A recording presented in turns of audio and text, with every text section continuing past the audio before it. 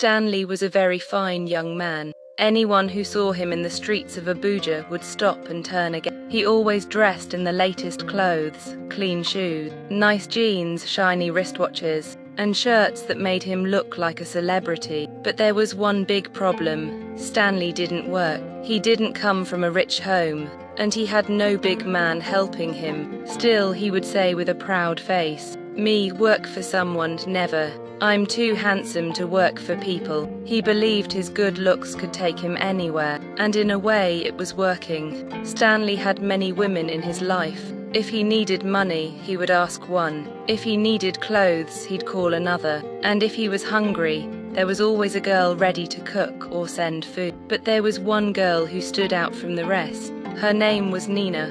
She had been his girlfriend for many years. She loved Stanley with all her heart, even when he treated her badly. She stayed, she gave him money, cleaned his house, and even rented the apartment he was living in. She believed in him and saw a future for both of them. But Stanley didn't feel the same. Whenever he made her cry and she begged him, he would say coldly, "You can leave if you want. There are many fish in the river, and me, I'm too fine to attract crayfish." Nina would laugh, hiding her tears. "I go nowhere, we've come too far to stop now," she would say, hugging him tightly. But what Nina didn't know was this. Stanley had seen another woman, a fine, richer woman. She was a beautiful Abuja babe, full of class and money. He had already started talking to her and wanted to make her his new girl. Now he had a problem: how to get rid of Nina. One morning he woke up and picked up his phone. He typed a short message. "I think we should end things. I don't want this relationship anymore." Then he sent it to Nina. He waited. No reply. He kept staring at his phone, wondering what she was thinking. Later that afternoon, Nina showed up at his house. She walked in with a small smile and sat beside him on the bed. "I hope that message you sent is a joke, because I didn't find it funny," she said softly. Stanley froze. He didn't expect her to come. He had planned to avoid her, but now she was right in front of him. He forced a smile and laughed. "Ah, babe, of course it's a joke. I just wanted to see how you'd react," he lied. Nina sighed in relief. "Better, because I'm not going anywhere. Not after all we've been through. I love you too much." Stanley smiled, but inside he was angry. Why won't this girl just go, he thought. She's holding on too tight.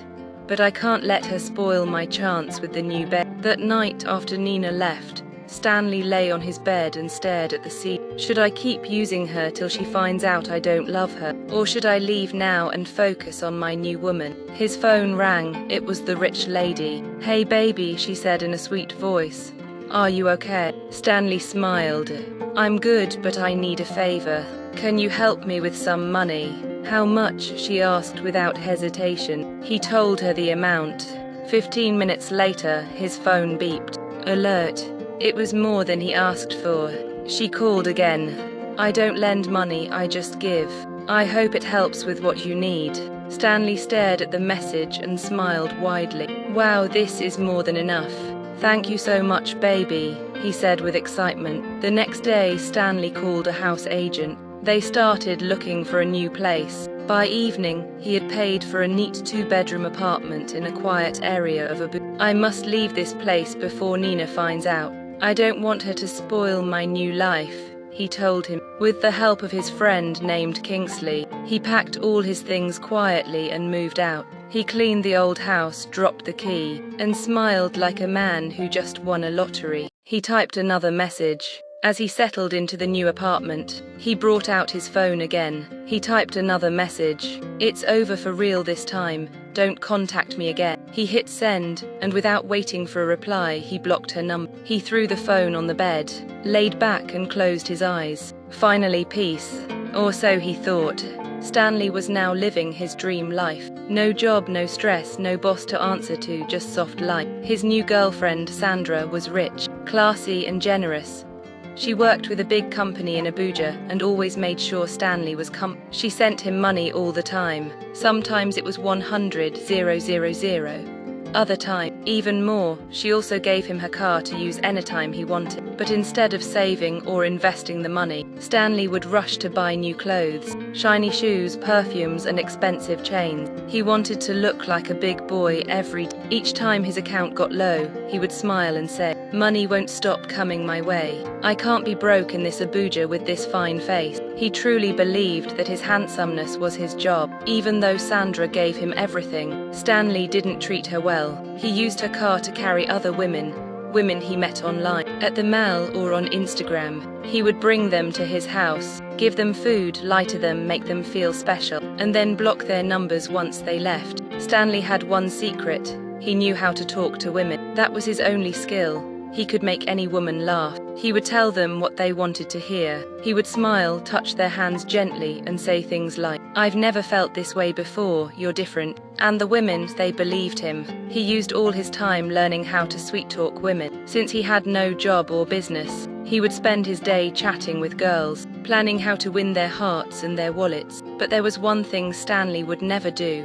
He never dated broke girls. "I can't suffer with anybody," he always said. "Women think they love money, but truth is, men are the real gold diggers." Then he would laugh and sip juice like a king. What Stanley didn't know was that Sandra truly loved him. She didn't just want to spend on him, she wanted a future with him. One evening, she sat him down and said softly, "Baby, I want us to be serious. I see a future with you. I even found a small job at my office that suits you. You'll earn." But Stanley didn't even think twice. "Job? Ah, Sandra, I'm not the office type. You want to stress me?" he replied, laughing like it was a joke. Sandra looked disappointed, but she didn't argue. She only nodded and kept quiet. What made it worse was that Stanley didn't stop at Sandra. He had older women, too, sugar mummies, who liked his looks and paid him just to spend time. Some of them would invite him over, give him food, let him swim in their pool, and after they were done enjoying each other's company, they would pay him and tell him to go. "I love my kind of job," Stanley would say. "I enjoy it and it pays me well. What else do I need?" Sometimes his close friend Kingsley would visit and shake his head. "Stanley, don't you think you're doing too much?" Kingsley would ask. "What if one day everything just ends? What if one of these women gets tired?" Stanley would roll his eyes. "Guy, I beg rest. Don't talk about my life like that. This life pays my bills. It puts food on my table and money in my account." Kingsley would sigh and say, "Okay, oh, I just hope say one day no go reach when you go look back and regret." But Stanley didn't care. To him, life was simple.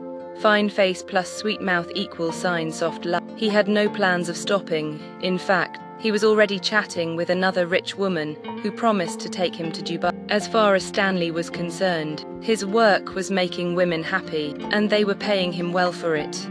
He looked at himself in the mirror one morning, touched his beard and said, "Who fine pass me for this Abuja? Nobody, I was born for enjoyment." And with that, he picked up Sandra's car key and drove off to meet another woman who had promised him lunch and something sweet. Little did he know, life was about to change. A week later, Sandra called Stanley one sunny morning. "Baby," she said with excitement, "I have a surprise for you." Stanley sat up on his bed, eyes wide with curiosity. "Surprise? What is it now? Tell me now." Sandra giggled softly. "We're going on a vacation. I've booked everything already. You'll be seeing another country for the first time." Stanley jumped up and shouted, "Hey God, I said it. This life sweet well. I don't work but I'm flying out me. Abroad, nummy be this." He ended the call and started dancing in his room. "I was born for enjoyment. I'm a soft boy. Soft from birth," he said to himself, snapping mirror selfies with different poses. A few days later, they flew out of Nigeria. The trip was everything Stanley had dreamed of: big hotel, foreign food, cool weather, and beautiful places. Sandra treated him like a king. She bought him designer clothes and fancy slippers, even a new wristwatch. They laughed, hugged, kissed, and took lovely photos. Sandra would post their pictures online immediately. "Post yours too, babe," she said one evening, smiling as she showed him her Instagram post. But Stanley shook his head quickly. "No, not yet. I have my reasons. Let's keep our love private for now."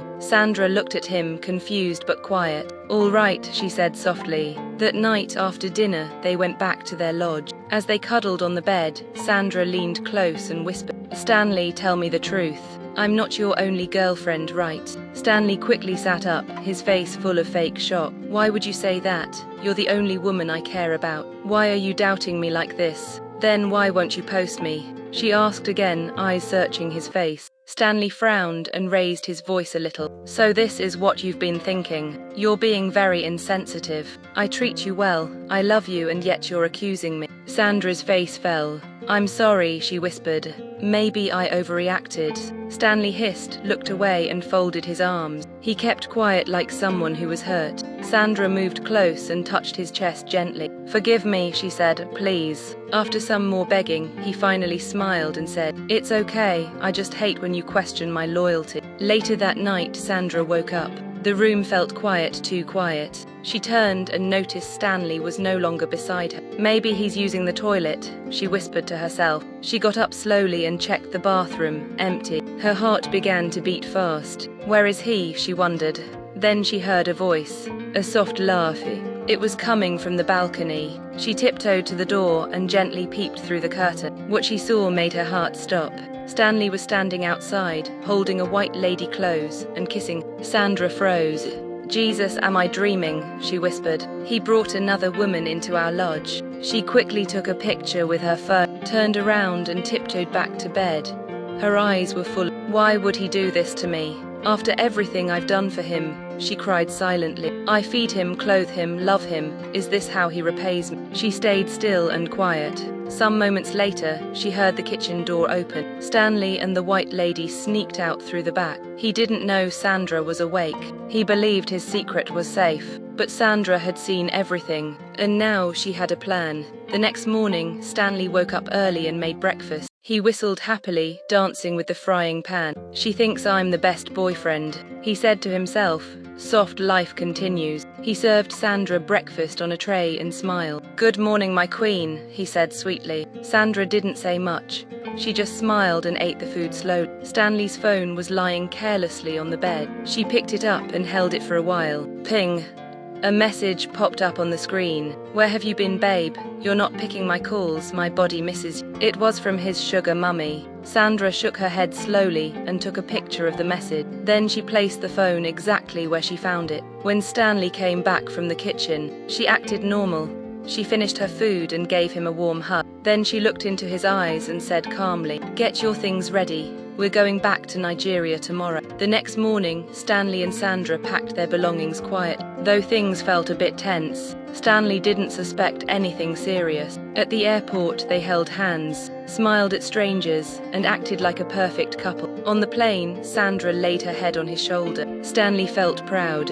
Look at me, he thought. This fine babe still loves me. Life's sweet. They arrived in Nigeria safely. Sandra's black SUV was already parked outside the airport. Waiting, her driver quickly jumped down and opened the door for them. As soon as they entered the car, Sandra picked up her phone and began typing messages quiet. We're on our way, she texted and hit send. The car moved smoothly onto the highway, but something felt strange. The driver was going very fast. Too fast. The car was quiet and Sandra wasn't saying a word. Stanley cleared his throat and smiled. Babe, are you okay? You've been quiet since the airport. Sandra didn't answer. Stanley touched her hand. Sandra, talk to me. Why are you giving me attitude? She turned and gave him a cold look. The audacity, Stanley, the shamelessness. You brought another woman into the same lodge I paid for, and you thought I wouldn't find out. Stanley's heart started racing. Wait, what? You're accusing me now? I didn't bring any lady. You must be dreaming. Me, I'm not that foolish. Sandra didn't even blink. She calmly pulled out her phone and showed him a short video. There on the screen was himself, on the balcony, kissing the white lady. Stanley froze. His mouth opened but no words came out. Sandra scoffed. Oh, now you're quiet. Where's your usual loud mouth, Mr. Softboy? Stanley stammered. Sandra, I can explain. She shook her head, angry tears in her eyes. Don't bother, by the time I'm done with you. You will never cheat on a woman again in your life. Stanley was sweating. Omo I don enter Wahala. How I won't take deny this one. I know fit say na AI. Sandra kept talking. I clothed you, fed you, paid your bills, even borrowed you my car. And you still treated me like trash. All I asked for was loyalty, just loyalty. Stanley looked out the window, silently praying. God, please help me, I go change. Suddenly, they entered a lonely road. There were no shops, no people walking around, just dry land and trees. "Driver, stop here," Sandra said calmly. The driver stopped. She stepped out and picked up her phone again. "Yes, I'm here, you can come with your men." Stanley's eyes opened wide. Men? Which men? He tried to open the car door, but it was locked. "Driver, please open the door." The driver ignored him. "I don't enter one chance," Stanley whispered to himself. "This one pass heartbreak. Na beating be this one oh." Suddenly, 3 muscular, fierce-looking soldiers appeared from a small corner and marched straight to them. "Get him out," one of them shouted. They opened the door, grabbed Stanley like a chicken. Wait, who are you people?" They opened the door, grabbed Stanley like a chicken, and pulled him out. His knees started shaking. Wait, who are you people? I'm sorry." One of the soldiers punched him in the face. "You mess with General's daughter, you day craze." Sandra stood at the side, arms folded, watching everything. Stanley begged, "Sandra, please now, forgive me, I no go do 'em again. I beg." She didn't flinch. "Don't pity him," she told them. "Teach him a lesson he'll never forget." The soldiers beat him until his lips swelled. One eye closed and his white shirt turned brown with dust. He cried and begged like a baby. I'm sorry, no do again, I beg." They ignored him. When they were done, they stripped him of everything he wore, leaving him with just his boxer shorts. Then they searched his wallet and phone. Sandra took his ATM card and withdrew all the money she had ever sent. Then she threw the card back on the ground. "Suit yourself," she said coldly. "Find your way home. Be glad I didn't ask them to throw you into the river." After Sandra and the soldiers left him bruised and humiliated on the roads, Stanley stood there in shame, wearing nothing but his boxer shorts. He had his phone, just that. No wallet, no clothes, no dignity. The hot sun burned his skin, and people walking by stared at him strange. A woman holding her baby paused and whispered to her friend, "Who is this fine boy looking like a madman?" Another man walked past and said, "Nawa oh, even madness fine for this one." Some teenagers pointed and laughed. "Handsome madman, see your life outside." Stanley looked down at the ground, wishing it would open and swallow him. "This is the worst day of my life," he said to himself, fighting tears. He found a quiet corner under a tree, sat down and picked up his phone with shaky hands. He scrolled through his contacts and dialed the only person who would help him.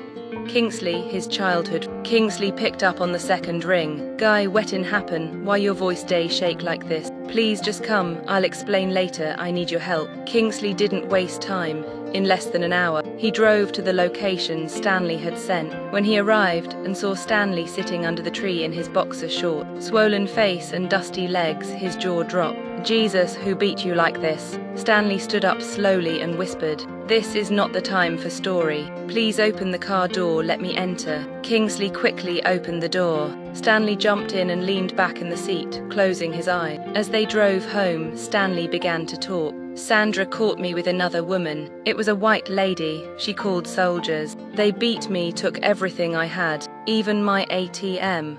She withdrew every kobo she ever sent." Kingsley burst into laughter. "You don't see AM, I warn you before. All this you're a soft boy. Life go one day put you for trouble. Shay your body don calm now." Stanley nodded silently, his eyes moist. When they got to Kingsley's house, Kingsley boiled hot water, brought a clean towel, and began pressing Stanley's bruises gently. "Omo, this one pain pass heartbreak oh," Kingsley said while laughing. "Stop laughing, Jaw," Stanley muttered. "This thing is painful. I told you, leave all these women matter. You know here, now see your life." Stanley didn't reply, he just sighed. Days passed. Stanley returned to his own house. The place still looked nice, though dust had gathered in corners. He cleaned everything slowly, sweeping, mopping and arranging things. After tidying up, he sat on the couch and sighed deeply. "Now I'm broke," he said out loud. "But I still don't want to work for anybody. This lifestyle must continue. Maybe I'll find another rich woman, someone looking for a husband." As he was thinking, his phone rang. It was his sugar mummy, the one who had been spoiling him even before Sandra came into his life. He picked her. "Hello baby," her sweet voice came through. "Come over, I have a surprise for you." Mummy, I don't have transport money right now." "Is that all? Wait." Minutes later, Stanley's phone beeped. 1 million entered his account. He jumped from the couch like he had won the lottery. "Thank you, Ma, thank you very much. I'll be on my way soon." Before stepping out, something inside him said, "Don't go, stay, something bad may happen." But Stanley ignored it. This will be my last time, he told himself. After this, I will start saving and look for a legal way to make money. He transferred 800,000 naira to a separate account and kept 200,000 for his. By month end, I must start something legit, he promised himself. Dressed in a clean white shirt and black jeans, with perfume sprayed all over his body, he entered a cab and headed to her house. When he arrived, she opened the gate with a wide smile. "Look at my fine boy," she said. Hugging him, "I've missed you." "I missed you too," he replied, already feeling like a king again. They sat on her red velvet couch, laughing and catching up. Soon, one thing led to another. They began kissing, holding each other tight. Her hands ran through his hair, his lips pressed against hers. They were so deep into their moment that they didn't hear the sound of the door. Suddenly, a deep voice spoke. "So this is what happens in my house when I'm not around." Both of them froze. Standing in front of them was her husband, a man in his late 50s, broad chest, bald head and fierce eyes. Behind him were two strong bodyguards. Stanley jumped up half naked, trying to explain. Sir, please." Before he could finish, the man walked straight to him and gave him a thunderous slap that nearly twisted his. "You enter my house and sleep with my wife. You fool, who gave you the mind?" The man turned to his guards. "Strip him, beat him, film him. I want the whole of Abuja to see what this small rat has done." They beat Stanley with belt, stick, hand and leg. He cried, he shouted, he begged. "I'm sorry, please forgive me, it was a mistake." They didn't stop. He even fell to the ground and pretended to be unconscious. "He's acting dead," one guard said. "Continue." After almost 20 minutes, his face was swollen. His lips were bleeding. They tore his clothes, leaving him only in boxers. One of the guards held up a phone and recorded the whole. "Smile for the camera, lover boy," he mocked. Then the husband spoke one last time. "Run, and if I ever see you again, I'll finish what we started." Stanley didn't wait. He picked up his phone and ran barefoot out of the compound like someone being chased by a. Within an hour, the video went viral. People posted it online with captions like, "Playboy meets Pepper," "When sugar turns sour," "Soft life gone wrong." Stanley didn't leave his house for days. He stayed inside, pressing ice on his wounds and crying. "I'm done," he whispered. "No more women, no more sugar mummies, no more lies." He looked at himself in the mirror, barely recognizing his face. "I've been humbled totally. I will never live like this again." Lesson learned. Stanley's story teaches us something important. When you live a fake life, it will one day expose and disgrace you. Loyalty, honesty, and hard work will take you farther than charm and sweet words. Don't use people just because they love you. One day the consequences will come, and they won't be small. Thank you for watching till the end. If you enjoyed this story, please like, share, comment, and subscribe to my channel. Stay blessed.